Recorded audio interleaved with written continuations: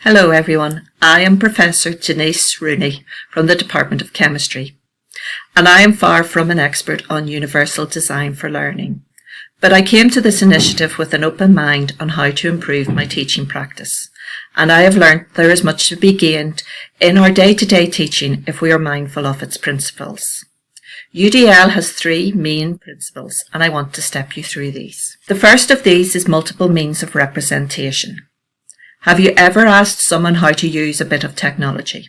A remote control, a fancy microwave, your new smartphone, and the person explaining it keeps repeating the same instructions using exactly the same words, maybe just more loudly and more slowly, and you haven't a clue what to do. This certainly has happened to me. I get frustrated because I'm not making any progress. This can happen to our students if we do not consider what may seem clear and obvious to us may be lost in translation to them. UDL emphasises providing multiple means of representation to accommodate the different learning styles and needs of your students. This can be written notes, videos, audio files, or even just a glossary of terms you use with definitions. The second principle is multiple means of engagement. I imagine all of us have been in conversations in which the other person keeps talking on and giving loads of unnecessary details, and you stop listening because you've lost interest. I imagine that can happen with my students as I talk on at the front of a large lecture class. It is obvious that to be an engaging and lively conversationalist, you have to hold the other person's attention by appealing to their interests and giving them opportunities to respond and input and move the conversation along. So too in an educational setting, we should offer options that motivate and sustain our students' interest in learning. The last principle is multiple means of action and expression.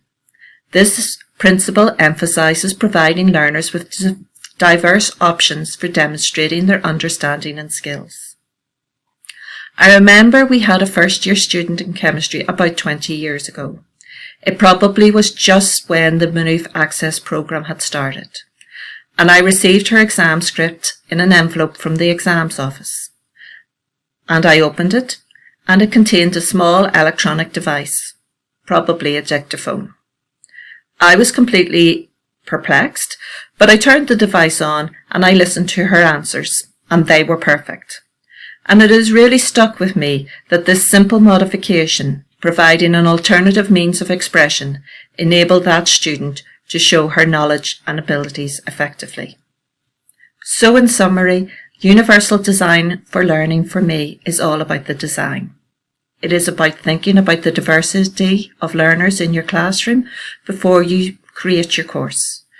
Consider your course content, consider your delivery methods, and create your teaching resources. So I just want to thank you for taking the time to watch my video.